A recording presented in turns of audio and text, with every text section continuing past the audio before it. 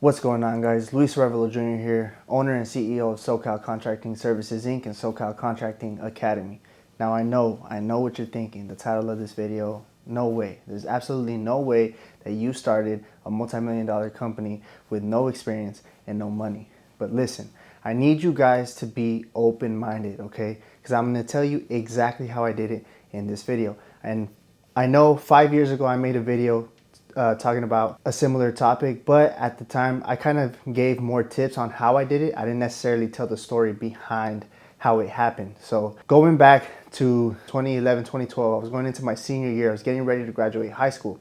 Keep in mind, I wanted nothing to do with construction. I wanted nothing to do with contracting or anything like that. My dad has been a contractor his whole life. My dad owns a landscape company, right? It's called HABLA Landscaping Services. He's been in business for 25 years. Of course, naturally, my dad wanted me to go into business with him, eventually take over the company. But I wanted nothing to do with that because all my life, all I've ever wanted to do was be a professional athlete. So I didn't want to do what my dad was doing. My dreams were to go to the NFL or the NBA and play basketball. Obviously, saying that out loud, you can imagine how many people told me that's not real, that's not possible. There's no Mexicans in the NBA. So, originally it was baseball. After people telling me that I couldn't make it in baseball, then I switched to basketball. And then after people telling me, oh, you're too short to make it to the NBA, I'm like, well, maybe I can make it in football then.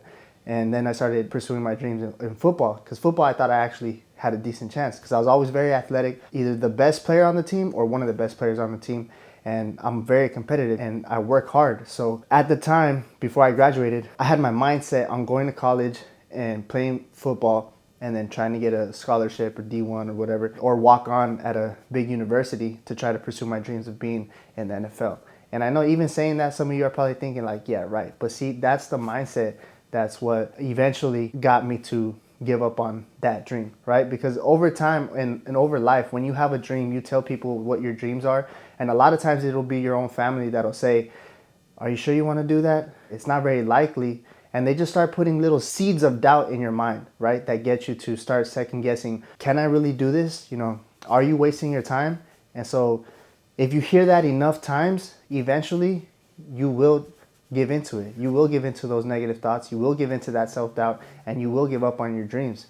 And sometimes that's okay. It's not always the best route. Like, for example, The Rock, his dream was also to be in the NFL. But guess what? He ended up being 100 times more successful and more famous and better off because he didn't go to the NFL. So sometimes what we really want isn't necessarily what's meant for us, right? And so, long story short, graduated high school. Me and my dad got into it really bad because he was adamant about me taking over the landscaping company and working with him. And we got into a lot of fights over me pursuing this football dream, right? Eventually, about 2 years after I graduated, my dad and his business partner presented an opportunity to me, right? Because they knew I didn't really want to go to college. I only wanted to go to college to play football. But I've always been like a self-motivated person. I've always been a hustler. I started my first actual business when I was in 7th grade, tagging backpacks, because I was really good at art and I used to love doing graffiti. So I would tag people's backpacks for 20 bucks a pop, or 40 bucks if they wanted the whole backpack. But I would just put whatever they wanted on it, like their name, their last name, their nickname, whatever the case. And I would sell them for 20 bucks. So I've always been a hustler. I've always been an entrepreneur at heart, right? And so when my dad and his business partner, they presented an opportunity to me and they said, hey, we're thinking about starting a new company. There's some big projects being put out. We're thinking about starting a new company, but we need someone to run it, right? Because they already have they were partners in Arevalo Landscaping, so that's what they were focused on. And that business was already doing really well. They're multiple 7-figure company. They've been in business for 25 years or so. At the time, I was like, well, pretty much they told me like I would be the part owner in the company. I'd be the CEO. I would run everything, and they would teach me, as long as I dedicated myself and I committed and I told them that I was all in, right? So at that time, I had nothing really else going for me. So I said, yeah, why not? Let's do it. I'm a hustler. I can get it done. I'm willing to learn. I didn't know anything about business, construction, nothing like that, okay? I had no idea whatsoever. Now, this is where you got to think outside the box, right? Because a lot of people think, oh, I'll go work for a trade or work for a contractor for 5-10 years and then I'll start my own company, right? But it doesn't always have to be that way. Just because other people have done it a certain way for so many years doesn't mean that that's the only way to get something done, right? There's a lot of you who are just like me, probably young, coming out of high school, maybe you're in college and you have a family member, a dad, a tío, a brother, or somebody who has the skills and the experience in the construction field. Maybe it's concrete, maybe it's landscaping, maybe it's framing, whatever the case may be, and they just don't have the time or have the intelligence to pass an exam, and they want you to pass the exam and they want you to go take the test and do this and that, right? But before I talk about how to pass your exam and without the experience, let me continue on the story, right? So they presented this opportunity to me. I said, let's go, let's do it. So here's how we got the license, right? George had an old business colleague who had a General B license, right? And so he asked his friend to be an RMO for us, right? So if you don't know what an RMO is, it's a responsible managing officer. Now there's a difference. There's a RMO, which is a responsible managing officer, and there's a RME, which is a responsible managing employee. This person already has a license, okay? This person has already passed the exam. They already have a license, and all they're doing is basically signing on behalf of your company saying that I'm going to be the responsible either employee or officer for this company, right? And so that's how we got the license, and that's how I got the license for the company without having experience, okay? I didn't pass the test. I didn't go take the test myself. I didn't go study for hours and take the, you don't have to do it that way. In the beginning, if you have no experience and no money and you're not anywhere close to being able to pass the exam, that's how you do it. You have to find an RMO or an RME, somebody who's gonna be part either owner of the company or work a full-time at the company, right? Because a responsible managing officer has to own a minimum of 20% of the company in order to qualify for the company for the license, right? An RME has to be a full-time employee, work a minimum of, I believe it's 32 hours a week in order to be able to maintain the license for the company. However, there's a major difference. An RMO can be a qualifier for up to 3 businesses, right?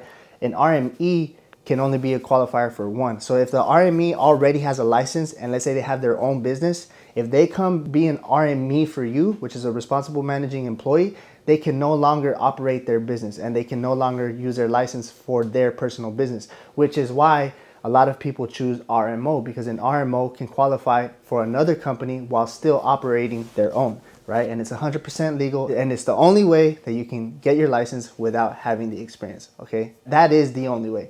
You have to find an RMO. So now how all this comes together, right? So my dad and George were the investors in the company, right? They were putting up the money, they were putting up the equipment, they were finding the employees, and they were gonna help me and teach me how to manage and run the business. Our third partner, who was a private partner, who's just behind the scenes, he was the RMO, he was gonna be the one who qualified the license. So there was a total of 4 of us that came together to start this business, right?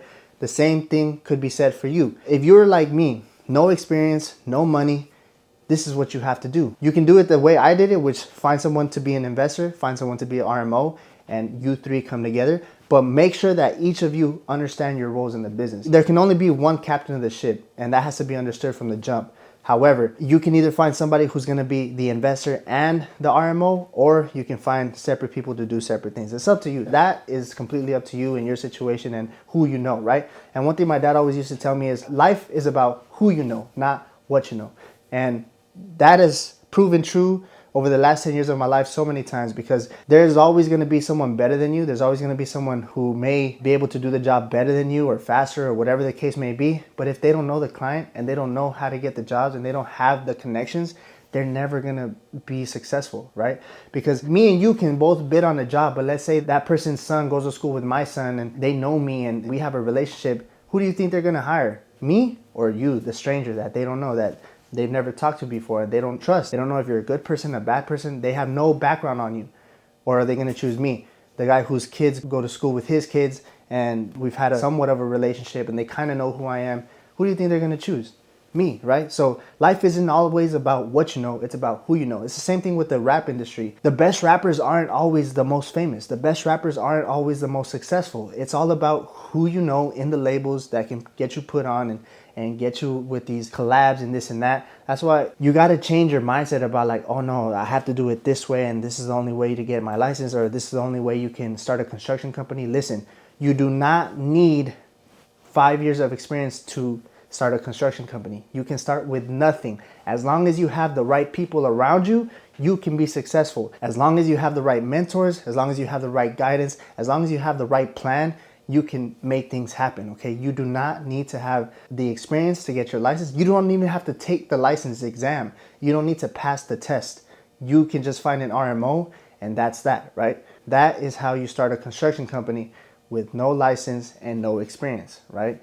You don't have to know how to do anything other than run the business. You don't need to know how to lay concrete, how to finish concrete, how to lay stakes down, measure. You don't really have to know any of that. What your job is as the owner of the company is sales and marketing and estimating, right? You will need to learn how to estimate eventually, but more than likely, whoever the RMO is going to help you with that. So if you have an RMO, try to find somebody who is willing to help you with estimating. And if they don't, that's fine too. You can Google, YouTube, hop on courses. It doesn't matter. There's so many ways you can learn on your own. You don't need anybody, okay? I need you to get that out of your head. You don't need anybody. You can find the right people to help you succeed. And that's all that this is about.